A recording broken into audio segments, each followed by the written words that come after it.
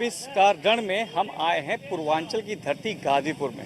कहा जाता है कि वीरों की धरती है और सबसे ज़्यादा भारतीय सेना में यहाँ के लोग जाते हैं। करीब 20 लाख की आबादी है और इसमें करीब 2 लाख अल्पसंख्यक आते हैं, 6 लाख के सामान्य आते हैं और बाकी ओबीसी और तमाम जो राज्य हैं वो यहाँ पे आपको मिलती है। राजभर यहीं से आते हैं, निरहुआ यहीं से आते हैं, पर मऊ से चुनाव और आजमगढ़ से चुनाव लड़ते हैं। गाजीपुर की जनता का क्या है मूड, क्या है यहाँ का मिजाज और किस तरीके से है यहाँ की चुनावी रणनीति, इस पर चर्चा करेंगे। आम जनता से पूछेंगे कि उनका मूड क्या है, उनके असल मुद्दे क्या है और चुनावी मुद्दे उन नेताओं के क्या हैं जिन मुद्दों के साथ वो चुनावी मैदान में है। सब कुछ जानने के लिए सबसे ऐसा होता है कि आप पब्लिक के बीच में जाइए, पब्लिक का क्या रिएक्शन होता है वो सबसे इंपॉर्टेंट होता है। क्या नेताओं की जो वादे हैं या जो उनकी बातें हैं वही बातें, क्या नेताओं की दिल की बात जानते हैं ये जनता, कि जनता की दिल की बात जानते हैं नेता, ये जानने की कोशिश करेंगे। चलते हैं और बात करते हैं कुछ लोगों से कि यहाँ पे कुछ लोग देखिए हैं यहाँ पे हमारे साथ बात कर लेंगे। शुभ नाम बताएं सर अपना। सत्यदेव यादव प्रधान है। प्रधान जी, आप तो खैर राजनीति के महारत होंगे। चुनावी दंगल है, 2024 का समर है, तापमान भी चढ़ रहा है और कहते हैं कि जैसे जैसे पूर्वांचल तक बढ़ते हैं रंग बढ़ता है चुनाव का। गाजीपुर का क्या मूड है, यहाँ के मुद्दे क्या है, क्या यहाँ जो चुनाव हो रहा है मुद्दों पे हो रहा है? गाजीपुर में देखिए, ऑटो वाला जीतेगा, नोटो वाला हारेगा। और गाजीपुर में साजिश के तहत जो है सभी पार्टियों ने, भारतीय जनता पार्टी ने, बहुजन समाज पार्टी ने और समाजवादी पार्टी ने और कांग्रेस ने, सभी ने बड़ी जाति के, उच्च जाति के लोगों को चुनाव में उतारा है, जबकि इनका पूरा वोट मात्र 2 लाख है। और बैकवर्डों का, दलितों का, गरीब मुसलमानों का, गरीब सवर्णों का वोट 18 लाख है।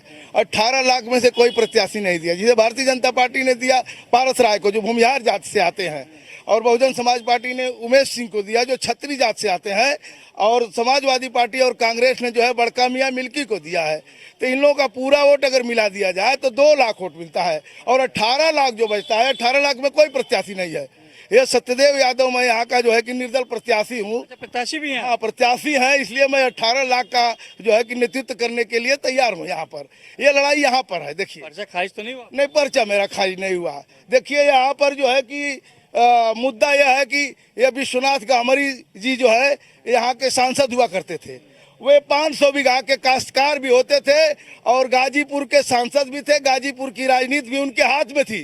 लेकिन इन्होंने जो है कि गोबर, जो पशु जो है कि जो है गोबर करता था, उसका गेहूं ले जाकर के सदन में दिखाए थे।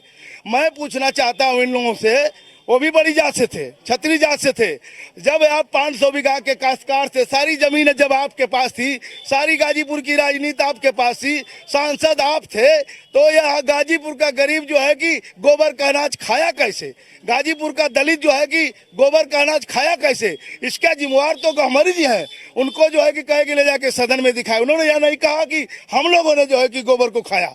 ये एक साजिश चल रही है यहाँ पर, बैकवर्डों के साथ, दलितों के साथ, गरीब मुसलमानों के साथ। ये बहुत ही घोर जो है कि साजिश के तहत जो है इस तरह का जो है काम हो रहा है। ये तो मुद्दे की तलाश में पत्रकार घूमते हैं, दरअसल मुद्दे की चर्चा ही नहीं होती है। यहाँ कोई भी इंडस्ट्रियल बेल्ट नहीं है और ये सबसे पुराना जनपद है। गाजीपुरिया जी, मुद्दे पे ही आज बात करेंगे। आपको जो बताना मुद्दे पे। जी, मुद्दा यही है कि यहाँ पर इंडस्ट्रियल बेल्ट नहीं है, उद्योग शून्यता की स्थिति है। शून्य घोषित होने पर उद्योग लगेंगे या उद्योग शून्य से बाहर निकलने पर होंगे, यह आप लोग तय करिए, शासन प्रशासन तय करे, सारी पार्टियों के उम्मीदवार तय करें। अभी मैं अपनी मैनिफेस्टो में किसी ने गाजीपुर जनपद में उद्योग धंधे लगाने की बात नहीं करी। तो ये यहाँ का बेरोजगार जो है, ट्रेन लोग दिखाते हैं कि वहाँ पर ये हो गया, वो हो गया, ट्रेन पकड़ के लोग बाहर क्यों जाते हैं? जब यहाँ कितने लोग, आप विकास की बात भी आप सुनेंगे, विकास विकास विकास। अगर विकास हो गया तो जो है झोले टांग के लोग जो है मुंबई क्यों जा रहे हैं, गुजरात क्यों जा रहे हैं? हमको बताइए। विकास का पैमाना जो है वो इंडस्ट्रियल बेल्ट होता है, वो जब तक स्थापित नहीं होगा, और उसकी लड़ाई कौन लड़ रहा है? किसी ने अपनी मैनिफेस्टो में नहीं डाला है और मुझे नहीं लगता कि 70 साल बाद भी कोई मैनिफेस्टो में इसको डालेगा। जी, बीजेपी कहती है कि हमने रोडें बनवा दी हैं, ट्रेन कनेक्टिविटी करा दी है। सपा कहती है कि वहाँ पे जो रोजगार है, रोजगार नहीं आया। मेरे भाई साहब, रोड से रोजगार का कोई लेना देना नहीं है। अरे इसलिए मैं आपको बता दूं कि ट्रेनों को पूरे इंडिया से जोड़ दिया गया, उसके बावजूद यहाँ रोजगार क्यों नहीं स्थापित, इंडस्ट्रियल स्थापना क्यों नहीं हो रही है। ये आपके पूर्वांचल एक्सप्रेस से लेकर तमाम जो है परियोजनाओं से गाजीपुर को जोड़ दिया गया, इंडस्ट्रियल स्थापना क्यों नहीं हो रही है। तो इनको विकास से आप जोड़िए नहीं। इंडस्ट्रियल स्थापना जब तक नहीं होगी तब तक विकास नहीं होगा, और लोगों को बेरोजगार जो है बाहर जाएंगे, तो जब बाहर कमाएंगे तो वहीं पर वो खर्चा भी करेंगे, तो वहीं विकास होगा। मतलब गाजीपुर की जो नौजवान हैं वो बाहर जा रहे हैं रोजगार के लिए, रोजगार नहीं उनके पास, क्यों नहीं है इसका किसी ने जिक्र नहीं किया अपने मैनिफेस्टो में। हमारे साथ एक बुजुर्ग है, ताल्लुक रखते हैं उनके बात से कि यहाँ पे के जो नौजवान हैं वो अपने आप को गाजीपुर से बाहर स्थापित कर रहे हैं। मैं कांग्रेस पार्टी का नेता हूँ।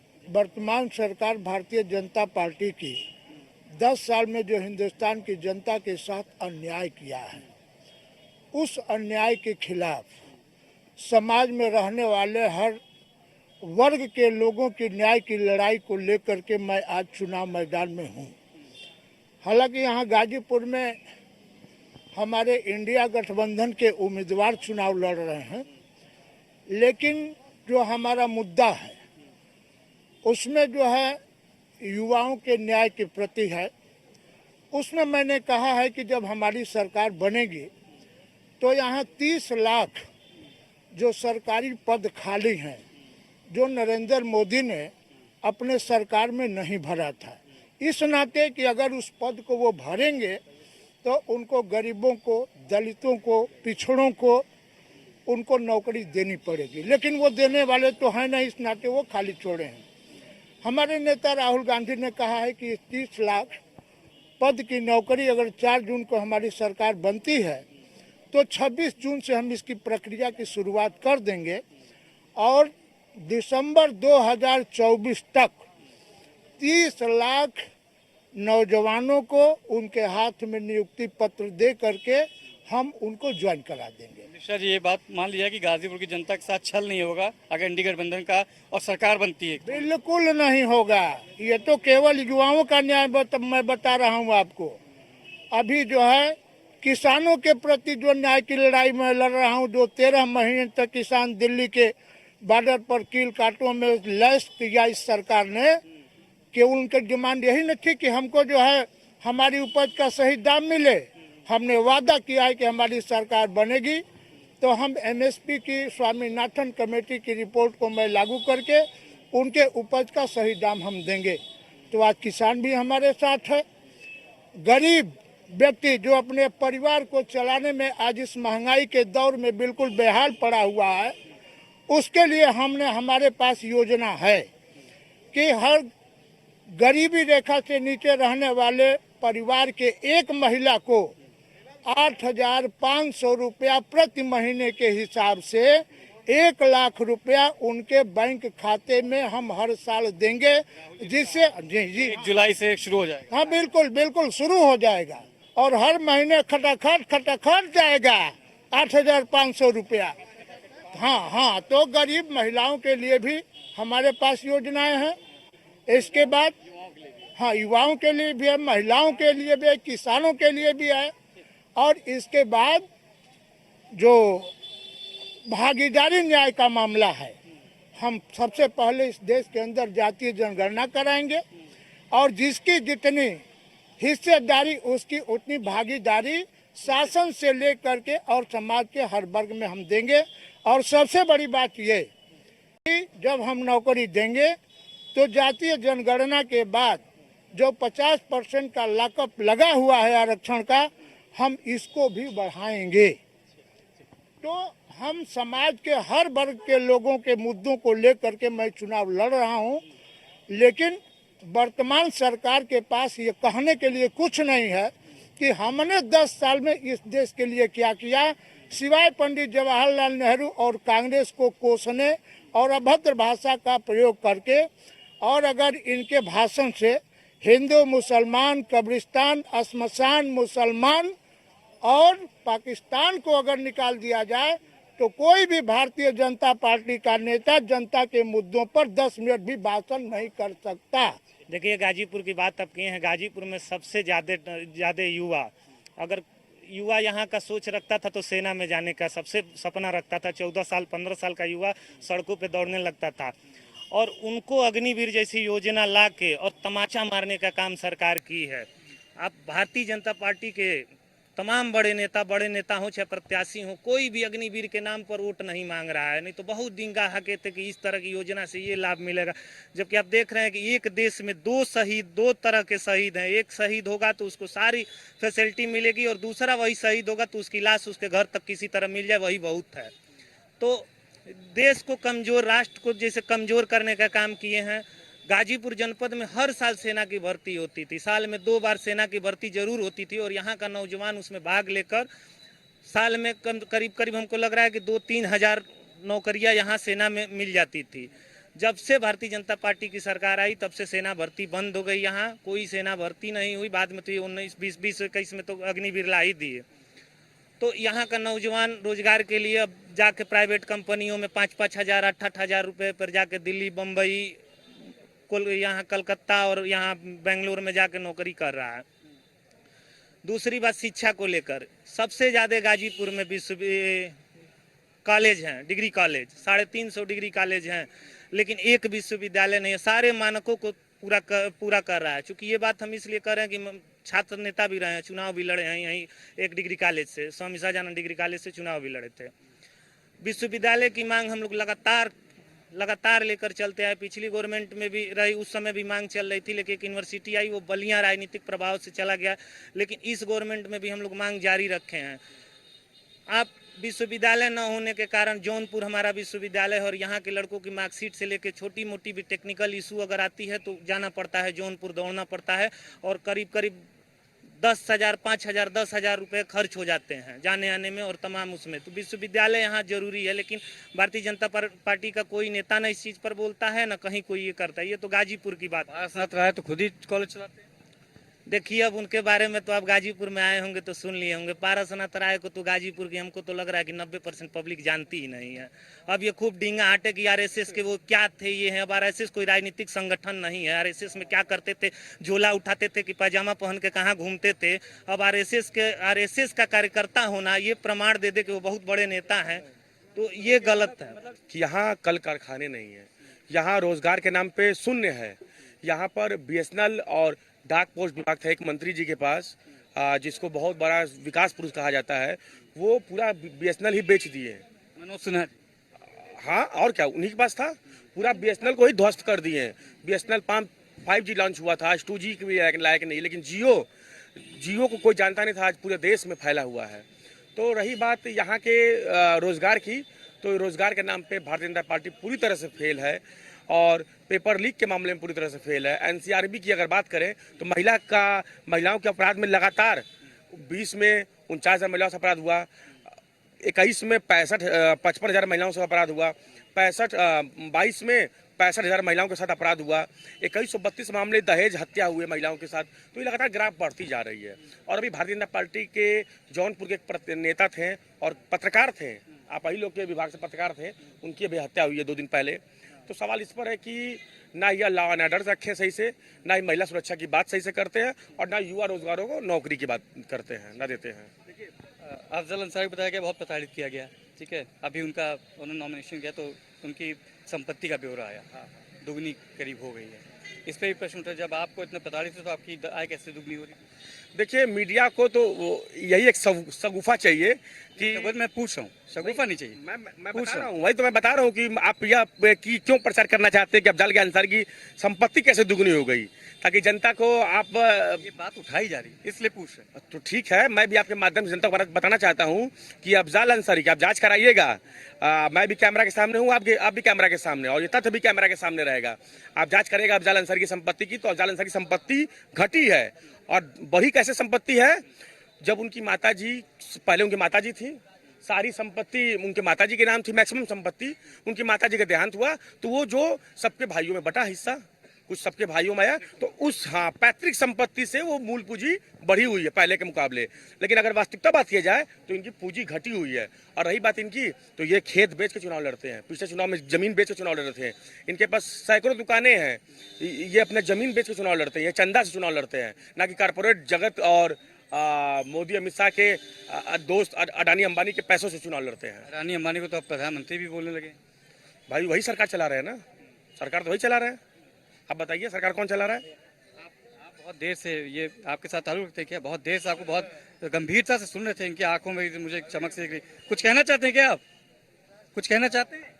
समाजवादी पार्टी के कार्यालय सचिव लड्डन खान जी। पूरा इंडी गठबंधन चप्पे चप्पे पे है जी, एक लहर चली है समाजवादी पार्टी यहाँ से चुनाव बहुत ज़्यादा से अफजाल अंसारी जीत के गाजीपुर से जाएंगे, दिल्ली पार्लियामेंट में बैठेंगे। युवाओं के साथ बात करेंगे। एक हमारे साथ भाई भी हमारे पीछे खड़े हुए हैं।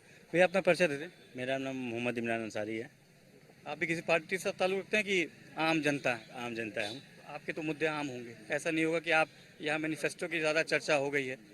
मेन जो चीज़ें हैं कि एक आम गाजीपुर का व्यक्ति, एक आम गाजीपुर का बेटा क्या चाहता है। पॉलिटिकल बात छोड़िएगा कि ये पॉलिटिकल पार्टी ऐसा किया, उसने वैसा किया। आप क्या चाहते हैं कि अगले 5 साल जो भी आए, XYZ जो भी आए, उनसे आपकी क्या मनोगत है? सबसे बड़ा यहाँ मुद्दा है रोजगार का। रोजगार के नाम पे जीरो है। मोदी कार्यकाल का 2 साल चला, 2 सत्ता चली गई, ये तीसरी चुनाव है, मगर अभी तक देखा जाएगा कि रोजगार के नाम पे कुछ नहीं है। अग्निवीर जैसा लाए, उसमें ऐसा कोई है नहीं जो सही है। 4 साल के लिए कोई भी नहीं चाहेगा कि ऐसे नौकरी पाए जो 4 साल बाद हट जाए। और सबसे बड़ी मुद्दा है महंगाई। महंगाई भी देख ली है, चरम सीमा पे है। पहले सिलेंडर 450 के मिलते थे, आज 1100 कुछ रुपए के मिल रहे हैं। ये सब मुद्दे हैं रोजगार के जी। जो बेसिक मुद्दे हैं वो फुलफिल होने चाहिए, तो अपने आप ही चीज़ें ठीक हो जाएंगी। सांसद कोई भी हो, आपके सांसद क्योंकि चुनाव लड़ रहे हैं, ये सब मुद्दे होंगे। तो आप खुद युवा हैं, आप खुद पता होगा। चाहे गंगर गांव की बात करें, ट्रेन की बात की कि वहाँ ट्रेन नहीं रुकती, यहाँ के सांसद रेलवे मिनिस्टर भी रहे हैं। तो ये सब चीज़ें क्यों अनदेखा करा जाता है यहाँ पे? मैं पॉलिटिकल छोड़ दीजिए, मैं अनुभव भाई की बात कर रहा हूँ, सपा नेता की बात नहीं कर रहा हूँ। क्यों कोई नेता जब जीतता है या फिर कोई एक पद पे आता है तो उसी की जनता को क्यों भूल जाता है? देखिए, जैसे आपने जवानों की बात की, तो मैं बताना चाहूँगा कि जब समाजवादी पार्टी की सरकार थी तो गाजीपुर के लिए स्पेशल दो दो बार रिजर्व भर्ती बुलाई गई गाजीपुर के लिए, ताकि गहमर के नौजवान को देश का रक्षा करने का मौका मिले। वो शहीद होकर आए तो पूरा गर्व से सीना चौड़ा हो, देश की शहादत की रक्षा करते थे। पहली चीज़। दूसरी चीज़ यह जो अग्निवीर योजना है, इतना मतलब मैं तो इसको एक जवान, एक नौजवान होने के नाते और इस सहारे धरती का व्यक्ति होने के नाते मुझे शर्म आती है कि ऐसा देश का प्रधानमंत्री है या रक्षा मंत्री है कि जो एक 4 साल की नौकरी दे रहे हैं सीमा की रक्षा करने के लिए, और उनको शहीद का दर्जा भी नहीं मिलता है। उनके मरने के बाद उनको ना किसी तरह का सरकारी सुविधा मिलेगा, ना पेट्रोल पंप मिलेगा, ना गैस एजेंसी मिलेगा। आप बताइए, आप देश को कहाँ ले जाना चाहते हैं? क्या मैं मोदी जी से, मोदी जी तो बे आल औलाद के व्यक्ति हैं, मतलब कोई फैमिली नहीं है, योगी जी भी वही हैं। मैं अमित शाह से सवाल करता हूँ, क्या वो अपने बेटे को या भतीजा को या भांजा को अग्निवीर में भेजेंगे, अग्निवीर बनाने के लिए भेजेंगे? आज अमित शाह को मौका मिला तो क्रिकेट का भगवान बना दिए। अमित शाह का मौका मिला तो क्रिकेट का भगवान बना दिए। महिला पहलवान सरहद पर बैठी रह गई, उनके साथ बलात्कार हुआ। इन लोगों को मौका मिला तो उनके बेटा को MP का टिकट दे दिए। रेवन्ना को जो हजारों वीडियो क्लिप पूरे देश में वायरल किया, महिलाओं का यौन शोषण किया, इन लोगों को मौका मिला तो उसे भगा के विदेश भेज दिए। आपको पता है ना, कोई भी सांसद अगर जाएगा देश के बाहर तो उसका क्लियरेंस लेना होगा मंत्रालय से, उसके बाद ही वो देश के बाहर जा सकता है। आखिर बताइए कैसे गया? सबसे बड़ा सवाल ये उठता है। सवाल हैं आपके। हमारे साथ एक भाई साहब और जुड़े हैं, अपना शुभ नाम बताएंगे सर? पूर्व संजय प्रसाद चौरसिया, पूर्व सभासद नगर पालिका परिषद। किसी पार्टी से आप भी? मैं पार्टी से बीजेपी से है। बीजेपी से? अरे अब तो क्वेश्चन पूछ के थक गए। सब पूछ रहे हैं कहाँ है यहाँ पे रोजगार क्यों नहीं है? प्रधानमंत्री नरेंद्र मोदी 10 साल से उन्होंने गाजीपुर की तरफ देखा ही नहीं है। रोजगार तो भाई अभी पुलिस की भर्ती हुई थी, किसी कारणों से लीक हो गई, पुलिस का भर्ती रद्द हो गई। अभी हाँ, अभी देखिए, अभी 5 मिनट। हाँ तभी तो हुई थी भर्ती। अब भर्ती किसी के कारण के वजह से लीक हो गई, इस वजह से भर्ती नहीं है। रोजगार तो मिलेगी और रोजगार मिल भी रहा है। हाँ, नौकरी भी आप जो कह रहे हैं कि नौकरी नहीं मिल रही है, प्रधानमंत्री के नेतृत्व में नौकरी भी चल रही है। क्योंकि ये भी चुनाव लड़ रहे हैं, ये जनाब भी चुनाव लड़ रहे हैं, गमौर एक गांव है जहाँ पे सैनिकों का आपको पता होगा, यहाँ पे बड़ा सा, इनका कहना है वहाँ पे आपके मंत्री थे, रेल मिनिस्टर थे, पर वहाँ पे स्टेशन नहीं बना पाए सैनिकों के लिए। स्टेशन नहीं बना पाए, हर जगह तो स्टेशन बना ही है लगभग आपके आशीर्वाद से। ट्रेन का ठहराव नहीं, ट्रेन का वहाँ ठहराव नहीं है, इसलिए और आगे ठहराव है। तो होगा कि नहीं होगा? होगा, ये हमारी सरकार तब होगी तो वहाँ पर भी होगा। 10 साल से तो आप ही की है भाई। है मगर फिर अब रेल मंत्री फिर से एक मौका और मौका एक मौका चाहिए। तो लग रहा है कि आप गाजीपुर में हैं, 400 पार 80 आधार 80 सीट जीतेंगे यहाँ से। हम 400 पार जीतेंगे, हम तो 400 पार के जीतेंगे। उत्तर प्रदेश के 80 नहीं 400 हम पूरे नहीं। ठीक है अनुभव भाई, सुना आपने, आएगा रोजगार आएगा, पुलिस भर्ती निकाली थी किसी कारण से रद्द हो गई, रोजगार आएगा, ट्रेन ठहराव भी आएगा। देखिए, सबसे पहले मैं भारतीय जनता पार्टी के साथी से सवाल करना चाहता हूं कि आपने कितनी नौकरियां, एक मिनट जवाब दे देंगे ना आप? जवाब इनके पास होगा ही नहीं। मैं तो आपके माध्यम से इनसे क्या, मैं योगी जी से सवाल करता हूं कि आप मुसलमान के ऊपर, कमजोर के ऊपर बुलडोजर चलाओगे। कानपुर में वो पंडित के घर की एक महिला थी, उसके घर पे बुलडोजर चला दिए, जला के उसकी झोपड़ी में मार दिए। आप जवाब देने लायक लोग हैं? आप नौजवानों के भविष्य से खिलवाड़ करते हो। पेपर लीक की बात रही, 2018 में ट्यूबवेल ड्राइवर का टेस्ट का पेपर लीक, फरवरी 2018 में यूपीपीसीएल का पेपर लीक, वर्ष 2021 में यूपी टेट का पेपर लीक, 2017 में इंस्पेक्टर भर्ती का पेपर लीक, 12 फरवरी 24 को ARO का पेपर लीक, अगस्त 2021 में यूपी टेट का पेपर लीक। अब ये देखिए 24 फरवरी 2024 को यूपी कांस्टेबल का भी भर्ती रद्द करने की घोषणा कर दी गई। यह जो रद्द करने वाली है, यह तो रद्द नहीं हुई है, किसी कारण से हो गई है भाई। ये लोग भाई चलेंगे सरकार जा रही तो नहीं जाएगी, यह सरकार तो ये प्रधानमंत्री का ही बनेगी। मोदी जी आएंगे तो हाँ मोदी जी कितना हो कुछ कर लें मगर मोदी जी यही आएंगे।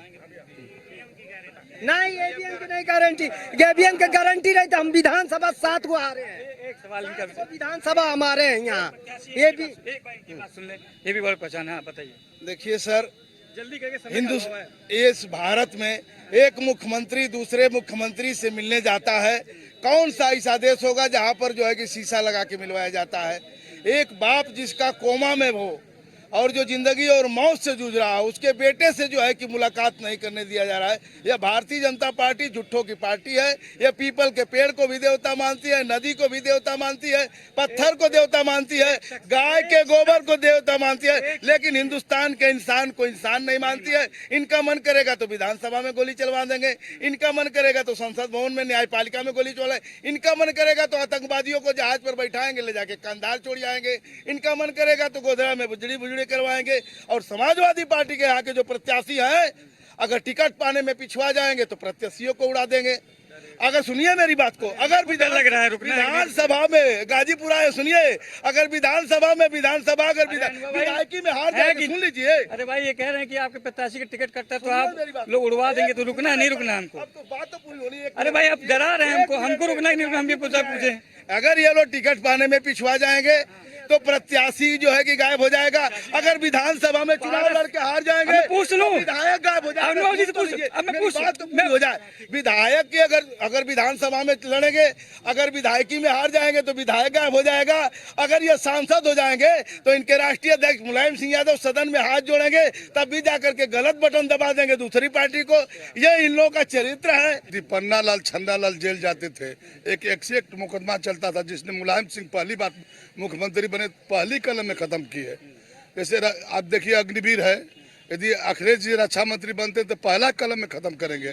ऐसा काम होना चाहिए। रक्षा मंत्री मुलायम सिंह यादव थे, चीन वाले घुस कर 3 किलोमीटर अंदर की फायर कर रहे थे, तो मुलायम सिंह क्या 10 किलोमीटर अंदर घुसो और फायर करो, देखे उसकी औकात कितनी है।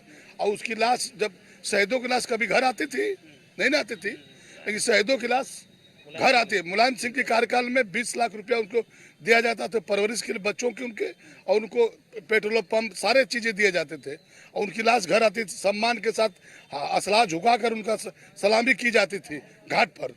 इस तरह का तरीका होना चाहिए ना। सैनिकों की धरती पे सैनिकों का सम्मान नहीं। सम्मान नहीं। आप कुछ देश के लिए जो रक्षा कर रहा है उसका सम्मान नहीं है। पुलिस सब यूनियन में हुआ है, यूनियन है, लेकिन पुलिस में यूनियन है, बेचारे दिन भर ड्यूटी करते हैं और शाम को और न तो जनता उनको क्या क्या कहती है। पुलिस के लिए जो सुरक्षा व्यवस्था में लोग हैं उनके साथ कोई नहीं है। क्या नाम है आपका? श्री भगवान नाम है। भगवान जी, क्या माहौल है यहाँ का? यहाँ इंडिया गठबंधन जीत रही है। पक्का धीमे से मुस्कुरा हाँ, नहीं पक्का जीत रही है। देखिए भगवान जी ने भी कह दिया कि अब आप क्या बोलेंगे सत्यदेव जी, भगवान कह रहे हैं कि जीत रही है तो अब क्या बोला जाए भाई? भगवान जी ने कह दिया पर आपकी कुछ भी हो, मुझे आप भी बोलना चाहते हैं?